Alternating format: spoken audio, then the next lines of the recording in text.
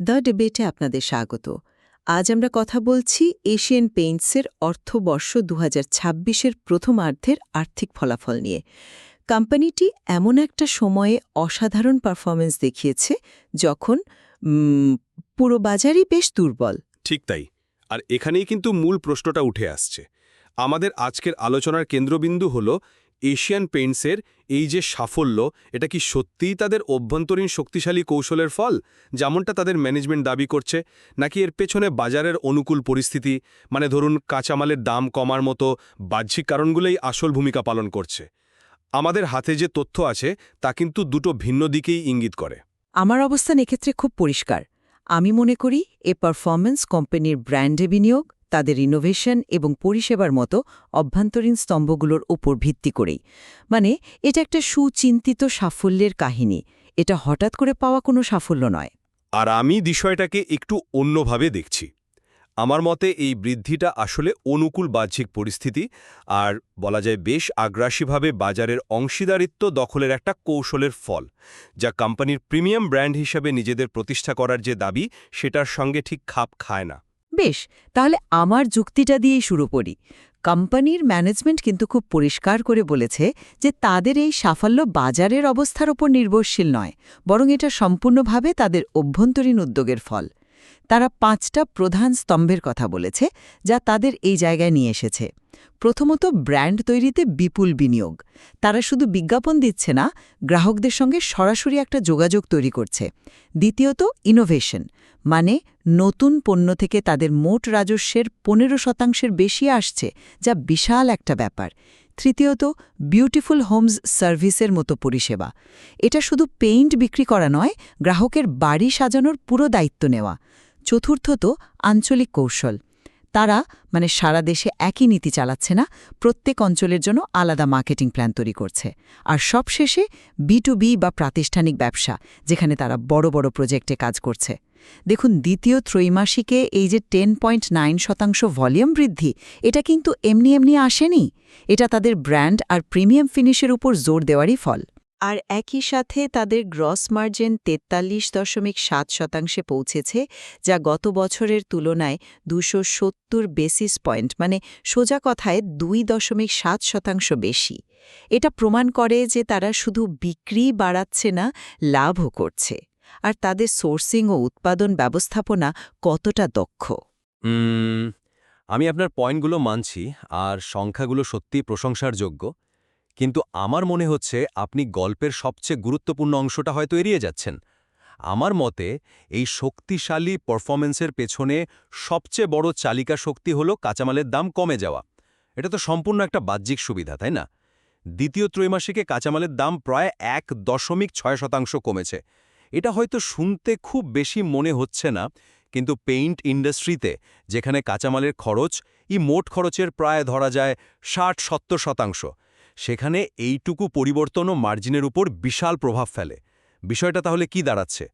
প্রকৃতি, মানে বাজারের পরিস্থিতি, তাদের হাতে যে অপ্রত্যাশিত লাভ তুলে দিয়েছে, সেই টাকা দিয়েই তারা বাজারে এই আগ্রাসনটা চালাচ্ছে। এটা যতটা না কৌশল, তার চেয়ে বেশি সুযোগের সদ্ব্যবহার। আর আপনি যে ভলিউম বৃদ্ধির কথা বললেন, সেখানেই আমার দ্বিতীয় পয়েন্টটা আসছে। ভলিউম বৃদ্ধি হয়েছে 10.9%, কিন্তু ভ্যালু বা মূল্য বৃদ্ধি হয়েছে মাত্র 6%-এর কাছাকাছি। এই যে প্রায় 4-5%-এর ফারাক, এটা কি বলছে? এটা তো পরিষ্কার ইঙ্গিত দেয় যে কোম্পানি প্রিমিয়াম বা দামি পণ্যের চেয়ে মাঝারি বা কম দামের পণ্য অনেক বেশি বিক্রি করছে। এটা তাদের প্রিমিয়াম ব্র্যান্ড হওয়ার দাবির সাথে ঠিক মেলে না। আর সবচেয়ে অবাক করার মতো বিষয় হলো, ম্যানেজমেন্ট নিজেরাই স্বীকার করেছে যে এই ফারাকটা সারা বছরই থাকতে পারে। কারণ তারা বাজারের কোনো অংশই হারাতে চায় না। এর মানে তো দাঁড়ায় তারা প্রতিযোগিতায় টিকে থাকতে আপুশ করছে। আপনি কাঁচামালের দাম কমার বিষয়টা তুলে ধরেছেন, কিন্তু একটা প্রশ্ন থেকে যায়। এই সুবিধা তো বাজারের অন্য সব কোম্পানিও পেয়েছে, তাই না? তাহলে এশিয়ান পেইন্টসের প্রতিযোগীরা কেন পিছিয়ে রইল? এখানেই তো তাদের অভ্যন্তরীণ কৌশলের গুরুত্বটা বোঝা যায়। তারা এই সুযোগটাকে কাজে লাগাতে পেরেছে কারণ তাদের ভিত্তিটা মজবুত। যেমন ধরুন তাদের ওয়াটারপ্রুফিং ক্যাটেগরি, যেখানে তারা 2 অঙ্কের বেশি প্রবৃদ্ধি দেখিয়েছে। এটা একটা হাই মার্জিন ব্যবসা এবং এখানে ব্র্যান্ডের বিশ্বাসযোগ্যতা খুব জরুরি। তাদের বিউটিফুল হোম সার্ভিস এখন 650টিরও বেশি শহরে পৌঁছে গেছে। ভাবুন একবার, একটা পেইন্ট কোম্পানি এখন ইন্টেরিয়ার ডেকোরেশনের পরামর্শ দিচ্ছে, ফার্নিচার থেকে শুরু করে লাইটিং সবকিছুর সমাধান দিচ্ছে। এটা গ্রাহকদের সাথে তাদের সম্পর্ককে একটা অন্য মাত্রায় নিয়ে গেছে। এটা শুধু পণ্য বিক্রি নয়, এটা একটা সম্পূর্ণ ইকোসিস্টেম তৈরি করার চেষ্টা। শিল্পক্ষেত্রে তাদের মেটাকেয়ার পরিষেবা দেখুন। তারা শুধু ইন্ডাস্ট্রিয়াল পেইন্ট বিক্রি করছে না, বরং কারখানার অ্যাসেট রক্ষণাবেক্ষণের পুরো দায়িত্ব নিচ্ছে। তত্ত্বগতভাবে আপনার কথা ঠিক, কিন্তু মাঠের বাস্তবতা একটু অন্যরকম। ম্যানেজমেন্ট নিজেরাই তো বলেছে যে পুরো পেইন্ট শিল্পের সামুদ্রিক প্রবৃদ্ধি ছিল মাত্র 3.5 থেকে 4%। এমন একটা দুর্বল বাজারে একটা কোম্পানি একা কি করে 10.9% ভলিউম বৃদ্ধি করে? এর একটাই উত্তর হতে পারে, তারা প্রতিযোগীদের বাজার দখল করছে। আর এই বাজার দখলের লড়াইটা তারা প্রিমিয়াম পণ্য দিয়ে করছে না, করছে ভলিউম দিয়ে। কাঁচামালের দাম কমার ফলে তাদের হাতে যে অতিরিক্ত নগদ টাকা এসেছে, সেটাই তাদের এই আগ্রাসী নীতি নিতে সাহায্য করেছে। তারা বিজ্ঞাপন, ডিলারদের ইনসেন্টিভ আর অন্যান্য প্রচারমূলক কাজে সেই টাকা ঢালছে। তাই বাহ্যিক পরিস্থিতিকে উপেক্ষা করাটা আমার মনে হয় ঠিক হবে না, বরং বলা যায় এই বাহ্যিক অনুকূল পরিস্থিতিই তাদের অভ্যন্তরীণ কৌশলগুলোকে সফল করার জন্য প্রয়োজনীয় জ্বালানি জুগিয়েছে। একটা ছাড়া অন্যটা অসম্পূর্ণ। কিন্তু ভলিউম আর ভ্যালুর এই ফারাকটাকে আমি দুর্বলতা হিসাবে দেখছি না, বরং আমার মনে হয় এটা তাদের বিচক্ষণ কৌশলেরই একটা অংশ। বাজারের সব স্তরের গ্রাহকদের কাছে পৌঁছানোর চেষ্টা করাটা ভুল কোথায়?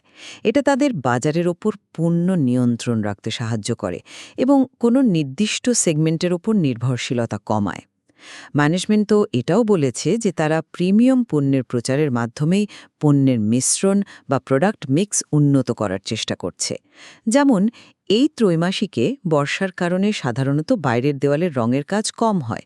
সেই সময়ে তারা ইন্টেরিয়র ফিনিশের বিক্রি বাড়িয়েছে, যা সাধারণত প্রিমিয়াম ক্যাটাগরিতে পড়ে।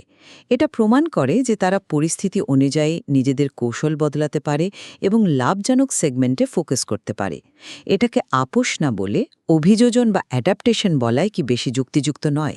হুম, এটা একটা আকর্ষণীয় যুক্তি, কিন্তু তথ্যগুলো পুরোপুরি আপনার পক্ষে কথা বলছে না। যদি প্রিমিয়াম পণ্যের প্রচারই মূল লক্ষ্য হয়, তাহলে ভলিউম এবং ভ্যালুর মধ্যে ব্যবধানটা তো কমার কথা, বাড়ার কথা নয়। আর তাদের এক প্রতিযোগী যখন 10% বেশি পরিমাণ দেওয়ার অফার দিয়ে বাজারে নেমেছিল, তখন এশিয়ান পেইন্টস ম্যানেজমেন্ট সেটাকে গুরুত্বহীন বলে উড়িয়ে দিয়েছিল। কিন্তু তাদের নিজেদের কর্মকাণ্ড তো সেই ভলিউম ভিত্তিক প্রতিযোগিতার দিকে ইঙ্গিত করছে, তাই না? তারা হয়তো সরাসরি ডিসকাউন্ট দিচ্ছে না, কিন্তু কম দামের ইকোনমি সেগমেন্টের পণ্য বেশি বিক্রি করে ভলিউম ধরে রাখার চেষ্টা করছে। এটা তো এক ধরনের প্রচ্ছন্ন মূল্যযুদ্ধ। আর পুরো বছরের জন্য তাদের যে পূর্বাভাস, মাঝারি এক অঙ্কের ভ্যালু গ্রোথ, সেটাও কিন্তু খুব একটা উচ্চাকাঙ্ক্ষী নয়। একটা মার্কেট লিডার যারা নিজেদের প্রিমিয়াম ব্র্যান্ড বলে দাবি করে, তাদের কাছ থেকে এর চেয়ে বেশি প্রত্যাশা করা যায়। এটা শুনে মনে হচ্ছে তারা বাজারের বাস্তবতার কাছে কিছুটা হলেও নতি স্বীকার করছে। এখানে আমার মনে হয় আপনি তাদের উদ্ভাবনী ক্ষমতা এবং দীর্ঘমেয়াদী দৃষ্টিভঙ্গিকে যথেষ্ট গুরুত্ব দিচ্ছেন না। তারা শুধু আজকের বাজারের কথা ভাবছে না, আগামী 10-15 বছরের জন্য নিজেদের প্রস্তুত করছে। যেমন আঞ্চলিক স্তরে তারা এখন এমন ডিজাইনের ক্যান তৈরি করছে যা নকল করা প্রায় অসম্ভব। এটা হয়তো ছোট্ট একটা পদক্ষেপ মনে হতে পারে, কিন্তু এর পেছনে একটা বিশাল লজিস্টিক্যাল চ্যালেঞ্জ আছে, যা প্রতিযোগীদের পক্ষে সহজে অনুকরণ করা সম্ভব নয়। এটা তাদের ব্র্যান্ডকে নকল পণ্যের হাত থেকে বাঁচাবে।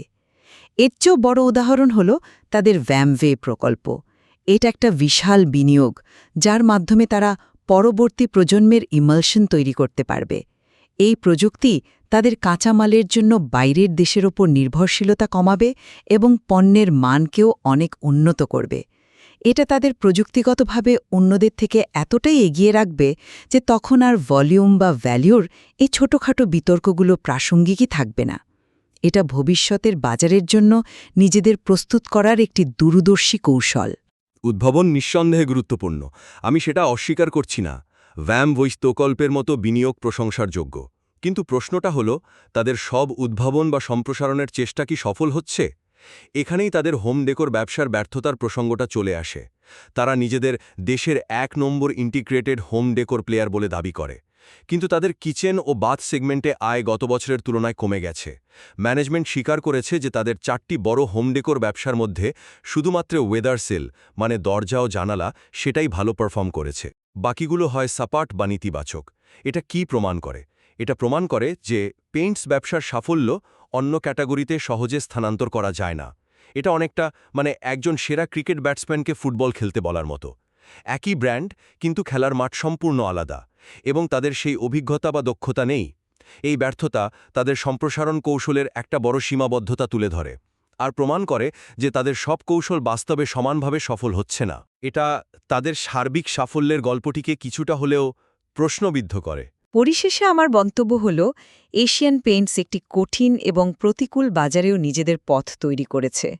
এর পেছনে আছে তাদের শক্তিশালী ব্র্যান্ড, গ্রাহকের বিশ্বাস, নিরন্তর উদ্ভাবনী ক্ষমতা এবং নিশ্ছিদ্র ব্যবস্থাপনা।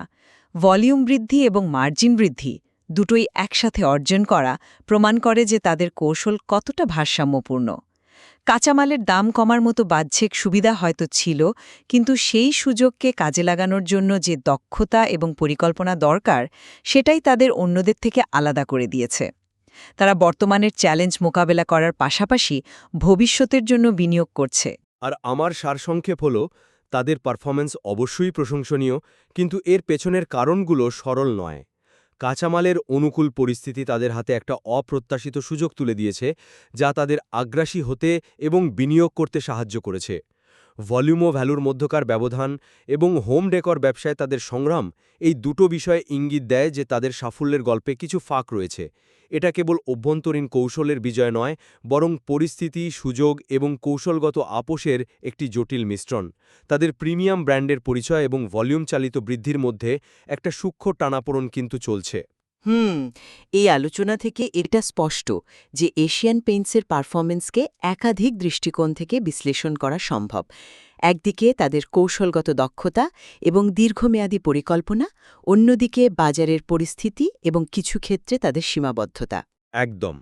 তাদের কৌশল ভবিষ্যতে কতটা টেকসই হবে এবং নতুন প্রতিযোগিতা বা বাজারের অনিশ্চয়তা তারা কিভাবে মোকাবেলা করবে তা বোঝার জন্য এই তথ্যগুলো গভীরভাবে খতিয়ে দেখা প্রয়োজন। কোনো একটি সিদ্ধান্তে না পৌঁছে উভয় দৃষ্টিভঙ্গিই আমাদের একটি সম্পূর্ণ ও ভারসাম্যপূর্ণ চিত্র পেতে সাহায্য করবে, আর এটাই আমাদের শ্রোতাদের নিজেদের সিদ্ধান্ত নিতে সাহায্য করবে।